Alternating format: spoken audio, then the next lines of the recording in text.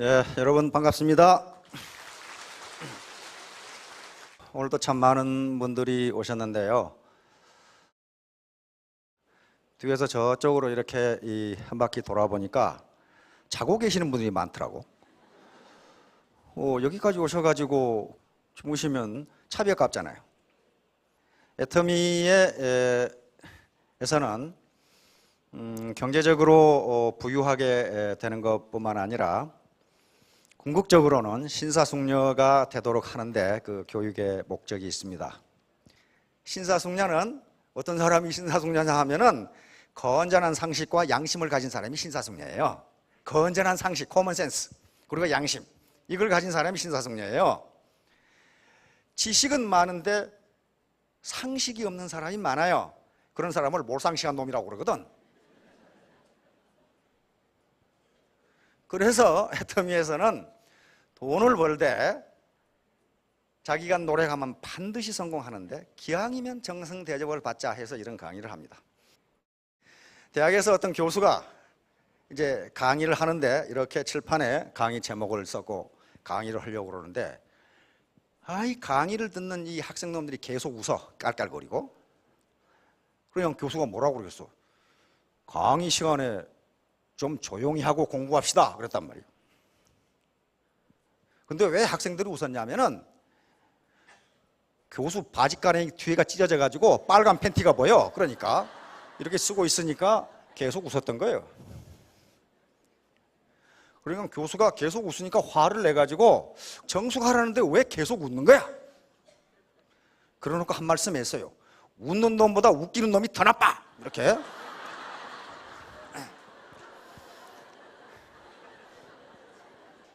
그러니까 사업을 하시다가 또 마누라하고 부부끼리 살다가 상대편이 내 말을 안 들으면 혹시 내가 원인 제공을 하지 않았는지 한번 검토해 보시라 그 말이에요. 자, 마음을 활짝 열고 대학 강의를 듣도록 하겠습니다. 오늘 제목은요, 귤화위지. 여러분 귤 좋아하시죠?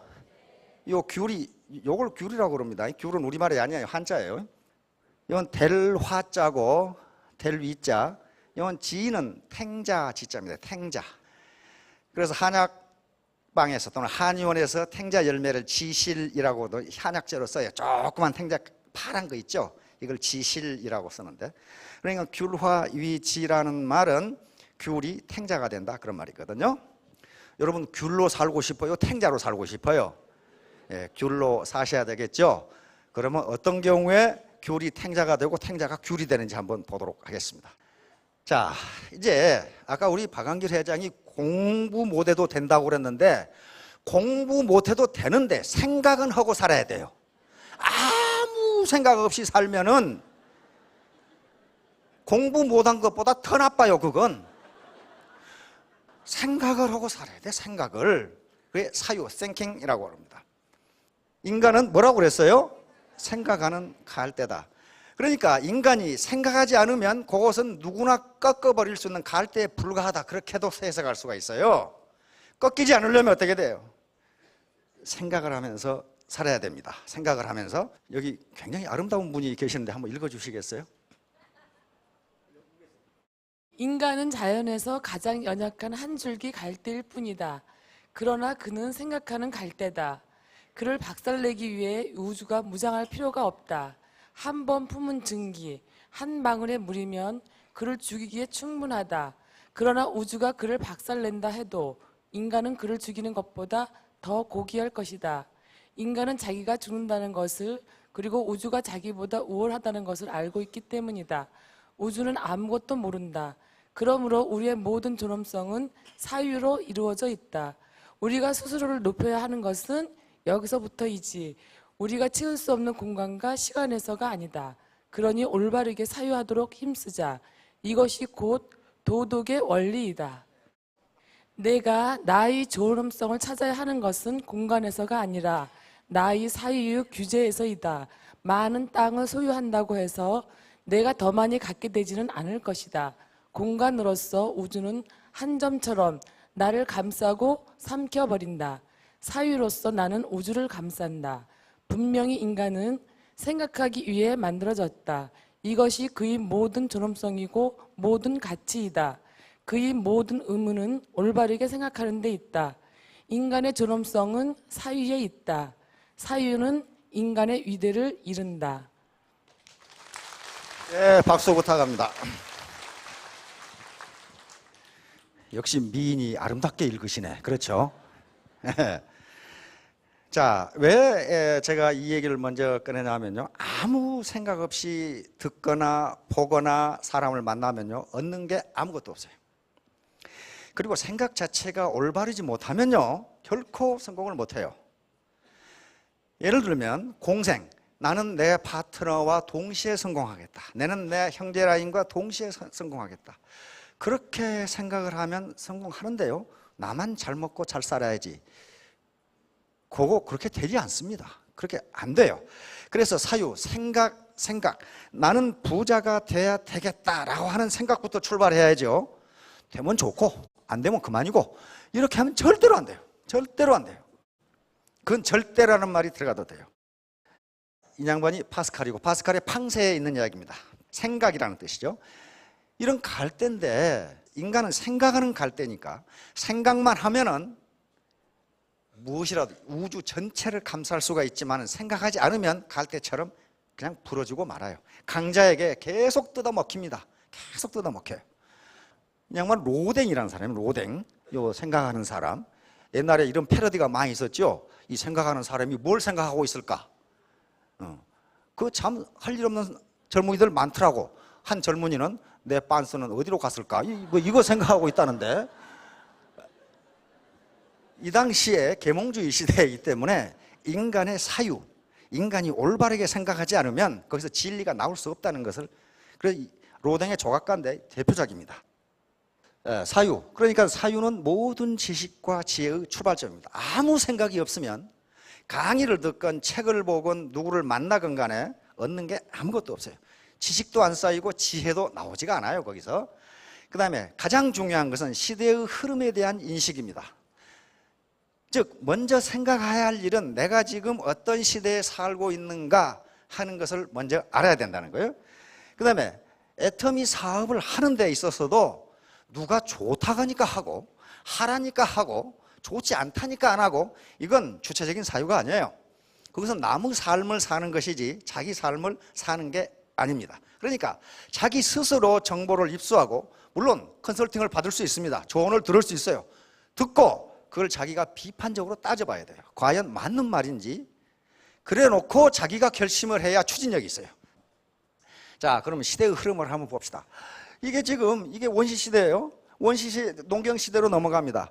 인류가 뭐 학자들 따라 전부 다르지만 농경시대를 어느 시대로 약 3,000년 동안 농사짓고 살았어요. 3,000년 동안. 그런데요, 이렇게 농사짓고 살았어요. 그런데 18세기 중엽, 1750년대, 60년대죠. 영국에서 자생적으로 산업혁명이 일어납니다. 산업혁명은 곧 공업화예요.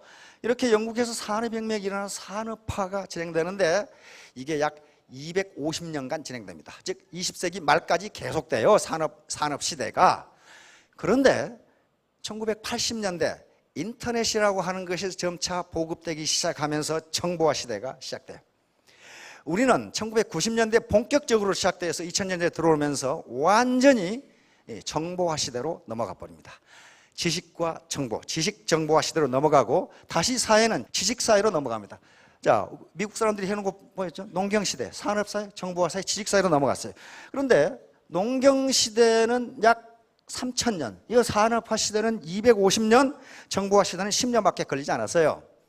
그러니까 점점 사회가 바뀌는 속도가 빨라져요.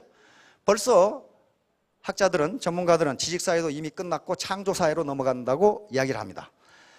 자, 그러면 이렇게 계속 바뀌는데, 18세기 중엽에 영국에서 산업혁명이 일어나서 250년간 서구가 산업화를 해서 올 선진국이 됐는데, 우리는 그걸 왜 우리가 지금 정신이 없냐면요, 60년, 50년 만에 해냈어요. 서구가 250년, 300년 걸린 것을 우리는 50년 만에 해냈기 때문에 정신이 없는 거예요. 제가 어렸을 때만 해도 우리나라 인구의 60 내지 70%가 농민이었어요. 저는 그랬죠. 거의 농민이었어요. 그러다가 1962년에 경제개발 5개년 계획이 시작되면서 산업화가 시작된 거예요. 그게 60년이에요. 근데 80년대 들어오면서 어떻게 됩니까? 불과 한 40년 했는데 정보화 시대로 넘어가 버린 거예요. 그리고 지식사회로 넘어가 버렸어요. 그러니까 어때요? 우리의 패러다임, 우리의 사고 구조가 농업시대에서 바뀌기도 전에 지식사회가 와버린 거예요. 지식사회가. 그러니까 적응이 안 돼요. 적응이. 내 생각은 산업화 시대 그리고 농경시대에 머물러 있는데 실제로 사회가 굴러가는 것은 지식사회고 정보화 사회예요. 자, 그러면 여기서 산업사회는 알겠는데 정보와 지식사회가 뭐냐? 이것은요, 지식과 정보가 부가가치 생산의 가장 중요한 요소가 되는 시대, 그렇게 생각하시면 됩니다. 다시 말하면 과거의 농경시대는요, 일한 시간만큼 소득이 나왔어요. 일한 시간만큼. 왜? 노동력으로 하면 되니까. 산업화 시대도 마찬가지예요. 중후장대한 공장이 있을 때에는 일을 열심히 하면 할수록 소득이 올랐고 생산성도 올랐어요. 그러나 지금은요, 앞만 뼈 빠지게 일해보세요. 돈 생깁니까? 안 돼요. 지식과 정보가 결합되지 않으면요, 부가가치가 나오질 않아요. 나오질 않습니다. 그렇기 때문에 이 사회, 지식정보화 사회에 어떻게 해야 될 것인가 하는 것을 생각해 보셔야 돼요. 내가 와학년에 뭐 했는데 그 와학년은 농경시대하고 산업화 시대예요. 지금 지식정보화 시대가 아니라고요. 지금. 자, 지금 미국이 뭐 먹고 사는지 봅시다. 미국의 지금 제조업은요, 거의 땅에 다 거의 없어요. 그런데 미국이 지금도 세계에서 가장 부국이고 GDP가 가장 높아요. 뭐 먹고 삽니까? 지식산업에서 먹고 살아요. 지식산업에서 먹고 삽니다. 마이크로소프트, 시애틀에 가면 마이크로소프트 본사가 있죠. 공장도 없고 땅도 없고 건물 하나밖에 없어요. 거기 몇 놈 쭈글 쉬고 앉아서 뭐 하고 앉아있다고. 그게 미국 최고의 기업이에요. 마이크로소프트. 페이스북, 뭐가 있어요? 페이스북 뭐가 있어요? 구글 뭐가 있어요? 아무것도 없잖아요. 그리고 미국 사람들 책 써서 팔아먹는 거. 우리 교수들은 맨날 자빠져 노니까 책 써가지고 미국에서 사단 말 한 번도 못 들어봤어. 미국 교수들이 써놓은 거 다 수입하죠. 그게 지식산업이에요. 지식산업. 그런 걸로 먹고 살아요. 신발, 옷 전부 해외에서 수입합니다. 그러나 그 지식산업에서 파는 게 너무 많으니까 그걸로 먹고 살아요. 미국의 GDP의 70% 넘어요. 지금 75%가 서비스업이에요. 지식 서비스업이에요. 그러니까 우리 사회가 지금 그렇게 가고 있으니까 거기에 대응하지 않으면 안 된다는 거예요. 여기서 이제 안자 얘기를 하려고 합니다. 춘추시대, 중국의 춘추 전국시대라는 말씀 들어보셨죠? 전국시대가 시작되기 바로 전에 춘추시대 말기에 제나라, 지금 산동반도가 제나라입니다. 중국 주나라의 제후국인데 소위 강태공이라고 하는 사람이 세운 나라가 제나라인데 거기에 제상이에요. 제상, 안자. 그런데 이 양반이 외모가 아주 못생겼어요. 키는 작은데다가 얼굴은 되게 못생겨가지고 사람들이 보면은 저 사람이 아주 무시하고 싶은 생각이 들 정도로 못생겼어.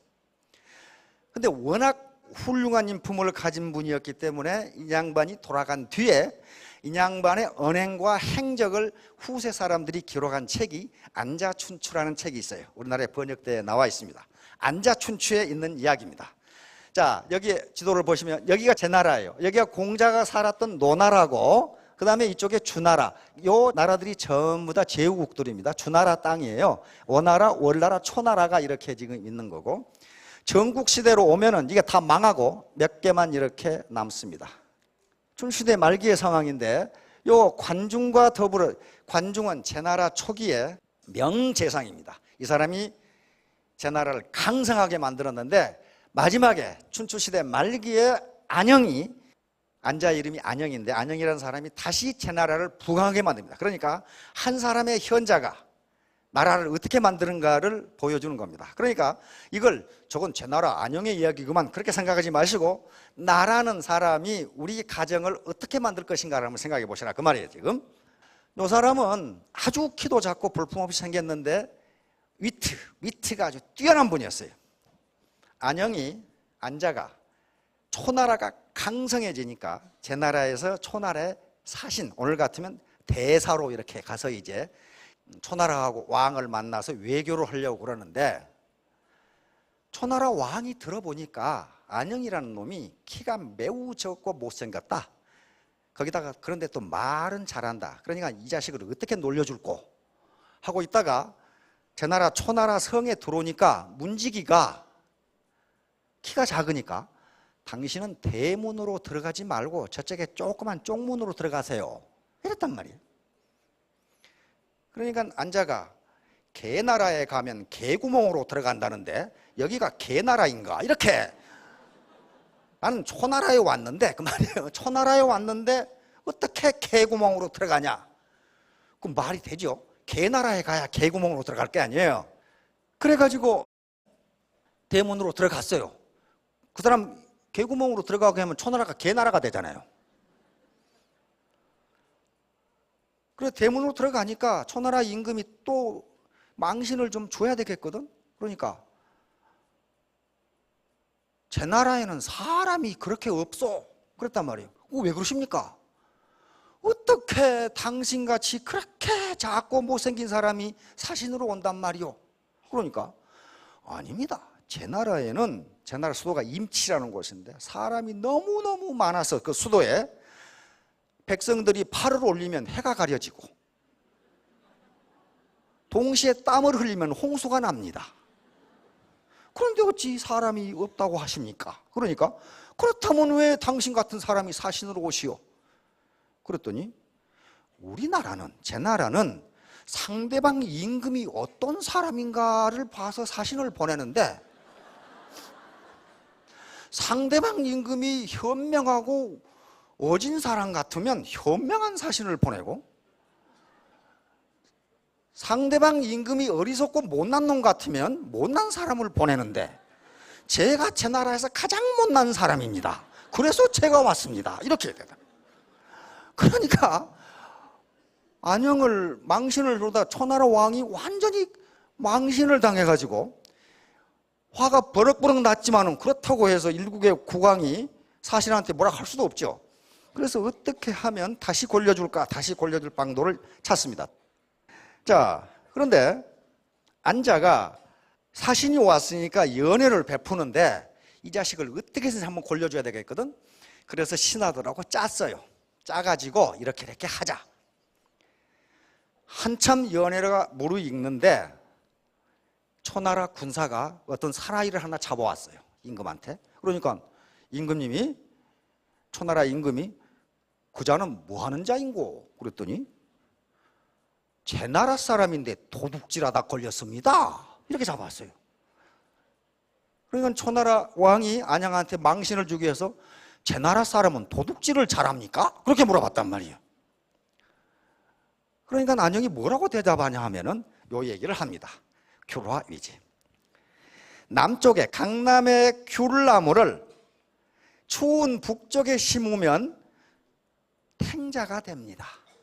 그것은 남쪽과 북쪽이 토양과 기후가 다르기 때문입니다. 원래 제 나라 사람이 제 나라에 나와서 제 나라에서 크면은 도둑질을 안 하는데 초나라만 오면 도둑질을 합니다. 그것은 초나라의 기후가 풍토가 도둑놈이라는 뜻이 아니겠습니까? 이렇게 얘기한단 말이에요.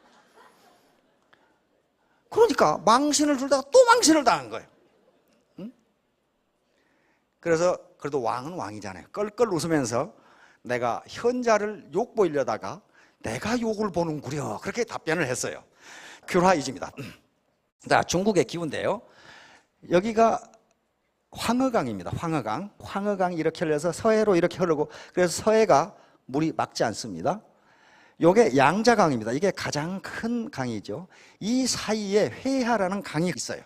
요게 이제 남북을 가리는 경계선입니다. 그래서 여기에 요 친닝산맥, 진령산맥이라는 산맥이 있는데 요게 강하고 이렇게 연결되면서 이쪽 남쪽은 아열대기, 아주 따뜻하고 땅도 비옥하고 농사도 잘 되고 그러는데 요 산맥이 막혀가 여기는 춥고 농사도 안 되고 그래요. 그래서 이쪽에 귤나무를 이쪽에 심으면 탱자가 된답니다. 그러니까 같은 사람이라도 자기가 처한 환경에 따라서 결과가 달라진다. 지금 그런 얘기예요. 지금 달라진다. 자, 그러면 우리가 안자의 얘기에서 뭘 얻을 수 있느냐 하는 거예요. 첫째는 작용과 반작용입니다. 다시 말하면 상대방을 골탕 먹이려고 하면은 상대방도 나를 어떻게 한다? 골탕 먹인다. 상대방에게 나쁜 말을 하면은 상대방도 나에게 나쁜 말을 한다. 이게 작용 반작용입니다. 작용 반작용. 근데 작용 반작용의 법칙은 자연 법칙이에요. 이건 뉴턴의 운동 법칙이 3가지가 있는데 뉴턴은 고전역학의 완성자입니다. 그러니까 뉴턴 이전에 있는 고전 물리학을 전부 완성시킨 게 뉴턴 역학이에요. 뉴턴 물리학이에요. 뉴턴은 이 우주가 움직이는 원리를 단 3개의 방정식으로 나타냅니다. 그 첫 번째 법칙이 뉴턴의 관성의 법칙이에요. 즉 운동하는 물체는 외력이 작용하지 않는 한 그 운동을 계속하려 한다. 버스를 타고 가다가 버스가 갑자기 멈추면 어떻게 됩니까? 몸이 앞으로 나가죠. 그거 왜 그래요? 관성 때문에 그렇습니다. 버스 속에서 우리 몸이 운동을 하고 있었거든요. 계속 앞으로 가는 운동을 하고 있었는데 버스가 멈추면 몸은 계속 앞으로 나가려고 그러니까 관성 때문에 그렇습니다. 이게 차가 부딪히면 찌그러지는 이유가 관성 때문에 그렇습니다. 앞으로 계속 가려고 그래. 안 가면 되는데. 그 다음에 정지된 바위는 가만히 있으려고 그러지 저 혼자 안 움직여요. 외부에서 힘이 가해지지 않는 가만히 있어요. 저 혼자 멈췄다가 굴러갔다 그렇지가 않아요. 이게 관성입니다. 두 번째는 가속도의 법칙입니다. F는 이퀄 ma인데 요건 비행기가 날아가는 거 이거 전부 다 가속도의 원리인데 요건 생략하도록 하겠습니다. 이제 요겁니다. 작용 반작용의 법칙이에요. 내가 상대방에게 A라는 작용을 하면 상대방은 그 똑같은 작용으로 나에게 B라는 작용을 해준다. 이게 작용 반작용. 이것은 자연 법칙이기 때문에 항상 성립합니다. 여기에 벽이 있어요. 벽을 이 사람이 이쪽으로 밀면은 이걸 타고 있으면 지가 이쪽으로 가요. 왜 그럴까요? 벽이 나를 밀기 때문에 그래요. 벽이 나를 밀어요. 똑같이 밉니다. 여기 망치로 못을 박아요. 박으면 이쪽으로 들어가면서 이쪽으로 다시 힘이 생겨요. 똑같은 힘이 생겨요. 군대에 갔다 오신 분은 다 할 거예요. 이거. 총 쏘면 어때요? 뒤로 밀리죠? 반작용입니다. 반작용. 앞으로 가는 힘이 있으니까 그 힘만큼 똑같이 뒤로 밀어줘요. 로켓이 날아가는 것도 마찬가지고 다 똑같아요. 뭘 밀면 똑같아요. 여기다가 묶어놓고 잡아당기나 코끼리 세워놓고 잡아당기나 똑같아요. 늘어나는. 왜? 반작용이 있으니까 그렇습니다. 자, 제가 여기서 이렇게 걸어가는 것도 작용 반작용 때문에 걸어갑니다. 걷는다는 것은 내가 발로 땅바닥을 미는 거거든요. 밀면 땅바닥이 나를 같은 힘으로 밀어줘요. 그러니까 앞으로 가는 거예요. 작용 반작용. 그러니까 이런 작용 반작용 원리는 자연 법칙이기 때문에 인간 사회에서도 그대로 적용됩니다. 여기 두 꼬마가 고무줄을 잡아다니는데 P라는 힘으로 이렇게 두 꼬마가 잡아다녀요. 여기서 지금 두 꼬마가 이렇게 잡아다니는데 이쪽에는 여기다 벽이고 벽에다가 고무줄을 묶어놓고 한 꼬마가 이와 같이 P라는 힘으로 잡아다니면 어느 쪽이 얼마나 더 늘어나겠느냐 하는 거예요. 어떻게 되겠어요? 양쪽에서 P라는 힘으로 똑같이 잡아다니고 요 꼬마는 여기다 묶어놓고 잡아다녀요. 어느 쪽이 많이 늘어날까? 똑같습니다. 똑같아요. 이쪽으로 P라는 힘으로 잡아다니고 이 꼬마도 P라는 힘으로 잡아다니지만 여기서 벽에 묶어놓고 이렇게 잡아다니면 벽이 이 꼬마를 P라는 힘으로 잡아다녀줍니다. 그래 똑같아요. 작용 반작용이에요. 요 작용 반작용은 인간 사회에도 그대로 나타납니다. 이놈이 야 이 바보 같은 놈아 그러니까 이 멍청아 요 녀석이 이 바보 같은 놈아 안 했으면 이놈도 이 멍청아 이런 소리 안 했을 거라고. 주먹을 날리니까 그러면서 주먹을 날려요. 작용 반작용이. 요 작용 반작용. 이 꼬마들 봤죠? 따따따 하는 애들 있잖아요. 한쪽이 이렇게 하면 저놈들이 이렇게 똑같이 해요. 작용 반작용이. 다시 말하면 가는 말이 고와야 오는 말이 곱다. 우리 속담 있죠? 이거 정확하게 맞는 거예요. 어떤 학자의 이론은요 틀릴 수가 있습니다.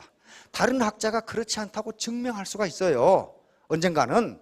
그런데 속담은요 바뀌지가 않아요. 왜냐하면 수천 년간 경험에 의해서 축적된 거거든. 안 바뀌어요. 자, 되로 주고 말로 받는다. 가는 방망이 오는 홍두깨. 이건 긍정적인 것이나 부정적인 것이나 두 개 다 성립합니다. 배만큼 욕을 하면 돌아오는 욕은 말만큼 돌아와요. 마찬가지로 대만큼 베풀면은 나중에 말만큼 은혜로 돌아와요. 두 개 다 성립해요. 이게 홍두깨고 이게 방망이에요. 우리 가는 방망이 오늘 홍두깨. 다시 말하면 내가 방망이만큼 상대방에게 상처를 주면 상대방은 홍두깨로 나를 후드로 팰 수가 있단 말이에요. 뿌린 대로 거둔다. 콩 심은 데 콩 나고 팥 심은 데 팥 난다. 한자로는 종두득두라고 그러는데 이것도 마찬가지 작용 반작용입니다. 이놈이 여기다 오줌을 싸니까 이것도 터지잖아 이렇게. 잘 안 보이는 분이 계실 거예요. 나중에 한번 보세요 이게. What goes around comes around. 주는 대로 받는다. 씨를 뿌리고 감자를 심으면 감자를 얻고 벼를 심으면 벼를 얻는 거지. 아무것도 안 했는데 저게 나온다. 그런 거 없어요. 작용을 했으니까 반작용이 나옵니다. 이건 무슨 일을 하든지 애터미 사업뿐만 아니고 무슨 일을 하든지 그렇습니다. 공부를 해도 그렇고 다 마찬가지예요. Give and take. Love is give and take. 사랑은 주고받는 것이다. 이게 밀당이죠. 밀고 당기고 하지만은 주고받는 관계. 이게 작용 반작용이에요. 일의 성과에 대해서도 작용 반작용이 나옵니다. 자기가 일을 열심히 하면 열심히 노력하면 성과도 그렇게 나와요. 자기가 작용한 것만큼 반작용이 나오지 노력은 적게 했는데 큰 결과가 나왔다. 그런 사람이 있긴 있어요. 근데 통상 감옥에 들어가시죠. 감옥에 들어가서 국가에서 주는 밥도 축 내고 앉아 계시지 지금. 그렇게 되지 않아요. 장 선수가 이거 올린 성과가 이렇게 얼마나 노력을 했겠어요. 그러니까 작용 반작용은 바로 자기가 일한 것만큼 성과가 나온다. 자, 세상에 공짜는 없다. 이게 일본 학자들은 이런 거 굉장히 잘해요. 그러니까 이게 물은 무생물인데 물에게 뭐라고 말하느냐에 따라서 물의 분자 구조가 달라진다는 거거든요. 여기 컵에 물한테 나쁜 얘기를 했어요. 사랑 감사는 아주 무지가 아름다운데 이 악마 같은 놈 하면 물이 이렇게 변한다 그런 말이에요 지금. 천사라고 하면 이렇게 되는데 짜증나 죽어버릴까 그럼 이렇게 된단 말이에요. 자, 무생물이 저렇게 우리가 긍정적인 말을 하느냐 칭찬을 하느냐 또는 부정적인 말을 하느냐 비난을 하느냐에 따라서 모양이 달라진다고 하면 인간은 어떻게 되냐 말이에요. 인간의 70%가 물이에요. 물. 그렇죠? 물입니다. 거기다가 인간은 영혼을 가지고 있어요. 그러니까 반드시 give and take, 작용과 반작용이 있다. 학자들의 연구에 의하면 리더가 즉 스폰서가 파트너를 어떻게 생각하느냐에 따라서 그대로 행동한답니다. 예를 들면 내가 회사의 CEO인데 사장인데 사원 두 분을 뽑았어요. 근데 이분에 대해서는 내가 첫인상이 굉장히 성실하고 능력이 있을 것 같은데 이렇게 첫인상이 들었어요. 그 다음에 다른 분에 대해서는 이거 농땡이 같은데 그러면 어떻게 됩니까? 이 상사는 자기 첫인상이 좋은 사람한테 자꾸 좋은 얘기를 해요. 또 좋은 일을 시켜요. 그 다음에 농땡이 같은데 그렇게 생각하는 사람한테는 일을 안 시키고 엉뚱한 일만 시켜. 그러면 결국은 결과가 어떻게 나옵니까? 자기가 좋게 봤던 사람은 계속 일을 하고 성과를 내는데 농땡이라고 생각한 사람은 성과가 별로 없어. 일을 별로 안 시키고 별로 중요하지도 않은 일을 시켰거든. 그래놓고 나중에 뭐라고 하냐면 역시 내가 사람 보는 눈은 있어. 그런단 말이에요. 사람 보는 눈이 있는 게 아니고 그렇게 생각했으니까 그렇게 행동한 거예요. 그게 작용 반작용이에요. 외모로 사람을 판단하지 말라. 아까 안자에서 나온 두 번째 그겁니다. 안자가 키도 작고 얼굴도 못생기고 그러니까 골려주려고 생각했다가 자기가 망신을 당한 그 얘기예요. 반드시 외모로 사람을 판단해서는 안 된다. 이 양반이 미국의 20대 대통령 제임스 가필드입니다. 근데 요분은 아주 가난한 농부의 아들로 태어났어요. 그런데 3살 때 자기 아버지가 돌아가시면서 어머니가 혼자 농사일로 애들을 키우려고 하니까 얼마나 어려워요. 초등학교를 들어갔지만은 책값이 없어가지고 책을 빌려서 공부한 그런 사람입니다. 그런 사람이에요. 그런데 이분이 어찌어찌 해서 매사추세츠에 있는 윌리엄스 대학을 그냥 고학을 했어요. 목수를 하면서. 이 사람은 뭐 배에서 사원도 하고 안 해본 일이 없어요. 혼자 16살에 가출을 했거든. 왜냐하면 농사 짓고 살아가지고는 도저히 승부가 안 나. 어머니 혼자 그냥 죽을 둥 살 둥 하시는데 16살에 가출을 해가지고 온갖 일을 다 했어요. 선언을 하면서 14번이나 물에 빠져가지고 죽을 뻔하고, 그래가지고 결국은 목수 일을 하면서 대학을 졸업합니다. 윌리엄스 대학이라는 대학이 있는데요, 그건 칼리지입니다. 칼리지인데 하버드 대학과 맞먹는 칼리지입니다. 윌리엄스 대학. 거기를 졸업하고 대학의 교수가 되고 대학의 총장이 되고, 그리고 미국 남북전쟁 때 북군 장교로 참전해서 육군 소장으로 전역을 하고 하원의원이 돼서 결국은 공화당 대통령이 된 인물입니다. 자, 가필드 대통령의 자기가 그렇게 가난하게 살았으면서도 자기 10대 좌우명을 가지고 평생 살았어요. 이 양반은 게으름을 피우지 말고 수입 범위 내에서 생활하자, 약속을 신중히 하고 진실을 말하자, 좋은 친구를 사귀되 끝까지 사귀자, 남을 나쁘게 말하지 말자, 요행을 바라는 일은 게임이라도 피하자. 그러니까 애터미에 들어왔으니 한탕 하겠다, 그 한탕 못합니다. 절대 못합니다. 한탕 하려고 하는 사람은 본사에서 뒤지게 두드러 패불거든. 안 돼요. 맑은 정신을 흐리게 하는 음료를 피하자. 어렵게 써놨어. 술 마시지 말자, 그 말이거든. 지금 요거 이게 뭘 이렇게 어렵게. 비밀은 나의 것이든 남의 것이든 철저히 지키자. 괜찮아지요? 돈은 가능하면 마지막 순간까지 빌리지 말자. 맨날 돈 빌려가지고 싸운 사람 많아요. 내 행동은 내가 책임지고 남의 탓으로 돌리지 말자. 매일 잠들기 전에 반성의 시간을 갖자. 요 10가지 덕목을 가지고 홀어머니 밑에서 가난뱅이 농부의 아들이 대통령이 됐습니다. 누가 내 치즈를 옮겼을까? 요거 스펜서 존슨이라는 사람이 쓴, 몇 년 전에 이 책 읽어보셨죠? 근데 지금 아직도 유효합니다. 이 책은. 스펜서 존슨이 그 뒤에 프레젠트라는 책을 썼는데요, 그것도 굉장히 좋은 책인데 이 책을 능가하지를 못해요. 굉장히 좋은 책입니다. 그래서 이 책이 나왔을 때 세계 굴지의 회사에서 사원 교육용으로 썼습니다. 자, 이 책의 내용은 아주 간단해요. 주인공이 넷이에요. 스니프라고 하는 쥐, 생쥐, 스컬이라고 하는 생쥐, 요 생쥐 2마리하고 꼬마 인간, 햄이고 호라고 하는 꼬마 인간이에요. 그러니까 그 이름에서 모든 걸 다 나타내줘요. 스컬이는 빨리빨리 움직인다는 뜻이고, 스니프는 이렇게 냄새 맡는다는 뜻이거든요. 그러니까 굉장히 빨리 움직이는 시대의 변화를 금방금방 감지하는 그런 내용이고, 햄은 뭡니까? 내가 누군데 햄 하고 있는 거예요. 지금 햄 하고, 그리고 호는 그러고 있는 거예요. 지금 여기에 지금까지 씨 창고가 있었는데 엄청나게 많은 먹을거리 창고가 있었어요. 그래서 햄과 호는 저 정도면 내가 평생 먹고 살겠다. 다시 말하면 내가 지금까지 얼마나 열심히 일했는데, 농사지면서 살다가 공장에서 일하고 뭐 하고 해서 이렇게 살았는데 평생 먹고 살겠다 생각했는데 그게 아니야. 어느 날 갑자기 줄거리는 씨창고에 치즈가 없어져 버렸어요. 그렇게 되자 스컬이하고 스니프는 재빨리 이 창고에는 더 이상 치즈가 없다 하고 새 창고를 찾아서 떠나요. 그런데 햄과 호는 분노만 하고 있는 거예요.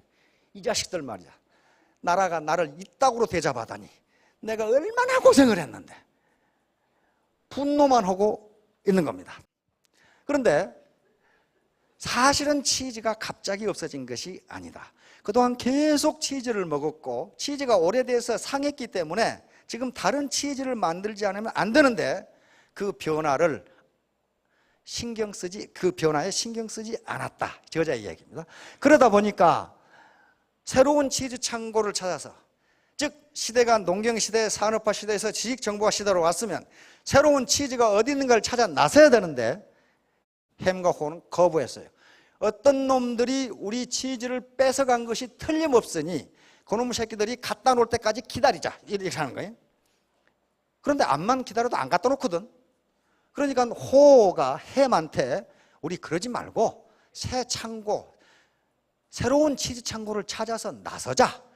그런데 햄은 거부합니다. 아니다, 내가 지금까지 얼마나 열심히 일을 했는데 시창고에 치즈가 없어진 것은 내 때문이 아니고 어떤 놈들이 요걸 다른 데 옮겨놨다. 그 자식이 옮겨올 때까지 기다리자. 안 가요. 근데 호는 더 이상 기다릴 수 없다. 자기가 갑니다. 가면서 새로운 치즈 창고를 찾아 나서면서 이 세 가지 교훈을 호가 남겨줍니다. 자신의 주변을 간단하고 융통성 있게 유지하며 신속하게 행동하라. 계속 꿈을 대지 마라. 사태를 지나치게 분석하지 말고 두려움으로 자신을 혼동시키지 말라. 다시 말하면 시창고에 치즈가 없어졌으면 왜 없어졌을까 하고 맨날 생각하지 말고 새로운 치즈 창고를 찾아 나서라. 작은 변화에 주의를 기울여서 큰 변화가 올 때 잘 대처할 수 있도록 준비하라. 이게 지금 농경시대와 산업화 시대를 사는 사람들에게 주는 교훈입니다. 저자는 마지막으로 변해야 산다. 어떻게 변하느냐? 시대의 흐름에 맞게 변해라. 시대를 자기가 바꿀 수 없으면 시대에 자기를 맞춰야 된다고 이야기합니다. 그러면 여기서 치즈가 의미하는 것들은 무엇이냐 하면은 자기가 갖고자 하는 것을 전부 치즈라고 이야기합니다. 다시 말하면 높은 소득, 부모에 대한 효도, 진급, 자동차, 집, 자기가 갖고 싶어하는 것들, 연인, 친구 전부 다 치즈입니다. 그런 것들이 옛날과 똑같은 방법으로 얻어지지 않는다. 그런 얘기입니다. 그래서 마지막으로 저자는 변화는 항상 일어나고 있다. 변화는 치즈를 계속 옮겨 놓는다. 당신이 얻고자 하는 가치 있는 것들이 옛날 방법으로는 얻을 수 없다. 그런 얘기예요. 지금 변화를 예상하라. 치즈가 오래된 것인지 자주 냄새를 맡아봐라. 자기가 구태연한 패러다임에 잡혀있지 않는지 생각해봐라. 변화에 신속히 적응하라. 사라져버린 치즈에 대한 미련을 빨리 버릴수록 새 치즈를 보다 빨리 발견할 수 있다. 와, 옛날에 내가 이거 해가지고 얼마나 돈을 많이 벌었는데 지금은 안 되네 해봐야 아무 소용없다. 그런 말이에요. 자신도 변해야 한다. 치즈와 함께 움직여라. 신속히 변화를 준비하고 그 변화를 즐겨라. 변화는 치즈를 계속 옮겨놓는다. 그러므로 시대가 바뀌면 자기의 패러다임도 바뀌어야 된다는 걸 계속 강조하고 있습니다. 이것이 간단한 우화 페이블인데요. 이게 세계 유수 기업에서 전부 사원 교육용으로 썼다는 것은 지금도 유효합니다. 자, 결론입니다. 탱자가 귤로 살아가기 위해서는 시대의 흐름에 맞는 패러다임을 가져야 한다. 패러다임은 사고의 틀, 세상을 보는 눈이에요. 세상이 지금 지식정보화 시대면 지식정보화 시대라고 봐야지 농경시대나 산업화 시대로 보면은 탱자로 살 수밖에 없다. 그 말이에요. 여기서 지금 알을 깨고 나와야 병아리가 돼야 되는데 알 속에 그냥 들어있으면 안 된다는 거예요. 자, 결론입니다. 판크라티온. 고대 올림픽 경기의 종목입니다. 이것은 두 가지를 제외하고는 다 할 수 있었답니다. 물어뜯기하고 눈찌르기. 요 두 개만 반칙이고 그놈을 엎어치든 매치든 발로 차든 등어리를 차든 모가지를 잡아다니건 반칙이 없다. 그런데 한쪽이 항복하지 않는 한 죽을 때까지 한다. 그리고 심판이 있다가 항복하더라도 계속하라고 그러면 한 놈이 죽어야 끝난다. 그 경기예요. 이게 판크라티온이에요. 좀 무시무시하죠? 근데 지금 빈곤하고 싸움이 판크라티온이에요. 빈곤을 내가 죽이든지 안 그러면 내가 빈곤한테 죽든지 둘 중에 하나예요. 내가 빈곤한테 항복한다고 내가 살아납니까? 죽어요. 죽는다고요. 그게 판크라티온이에요. 그 판크라티온 경기가 그리스의 도자기와 조각에 많이 남아있어요. 어떻게 된 거 봅시다. 어떻습니까? 발로 걷어차죠. 등어리를 사정없이 치는 거 아니에요. 이러면 어때요? 뒤에서 팔을 꺾어가지고 이렇게 하고 있죠. 이런 것들 어떻습니까? 무자비하게 하는 거예요. 판크라티온. 바로 빈곤을 물리치기 위한 경기가 판크라티온이에요. 내가 빈곤을 때려 죽이든지 안 그러면 빈곤한테 내가 맞아 죽든지 둘 중에 하나예요. 안 끝나요. 내가 빈곤한테 항복했다? 그럼 살 것 같아요? 그 죽어요. 죽습니다. 그러니까 빈곤을 물리치기 위한 경기, 노후 준비를 위한 경기, 귤에서 탱자로 추락하지 않게 한 경기, 탱자에서 귤로 복귀하게 한 경기, 경제적 자유를 얻기 위한 경기, 궁극적으로는 잘 살고 사랑하고 배우고 사회에 기여하는 등 균형 잡힌 삶을 살기 위한 경기는 마치 판크라티온과 유사합니다. 둘 중에 하나가 항복해야만 끝나는데 항복한다고 살 수 있느냐? 그렇지 않아요. 그렇지 않습니다. 그러니까 대충 해서 끝나는 경기가 아니고 죽을 때까지 해야 된다. 자기 방어 능력이 부족한 분들이 있어요. 제가 주변에서 애터미 사업자들도 보면은요, 또 애터미 사업자뿐만 아니고 주변의 사회에 보면은 자기 방어 능력이 없는 사람들이 있어요. 이것은 그것이 좋다 나쁘다가 아니고 선천적으로 심약해요. 심약하고 모질지를 못해 사람이. 그래서 다른 사람이 계속 뜯어먹어도 아이고 내가 못나서 그러겠거니 하고 당하는 사람들이 있어요.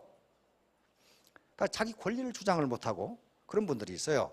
그러면 그 사람들은 어떻게 할 것이냐 하는 문제예요. 이 사람들은 어떻게 해야 되느냐? 같이 하면 됩니다. 재심합력. 같이 하면 할 수 있어요. 혼자 하면 아무것도 못해요. 같이 하면. 그러면 그 사람들이 맨날 노느냐? 그것이 않아요. 모든 인간은 적어도 4가지 내지 5가지의 장점이 있답니다. 그걸 대표 강점이라고 그러는데 그 강점을 가지고 있는데 사회생활에 조금 적응을 못할 뿐이지 능력을 가지고 있단 말이에요. 같이 하면은 시너지 효과가 나올 수가 있어요. 그래서 attitude is everything. 마음가짐, attitude는 태도거든요. 마음가짐이 전부다. 내가 판크라티온 경기를 죽을 때까지 절대로 포기하지 않고 빈곤이라는 놈을 물려쳐야 되겠다. 내가 내 노후 생활 안정을 반드시 해내야 되겠다라고 하는 마음가짐. attitude is everything. 마음가짐이 전부다. 태도가 전부다. 정신일도 하사불성. 정신이 한 군데로 집중하면 무슨 일인들 못하겠는가? 그 말이 무슨 일인들 못하겠는가? 이게 판크라티온이에요. 여러분 빈곤 그리고 노후 생활 싸워서 반드시 승리하시기 바랍니다. 예, 감사합니다.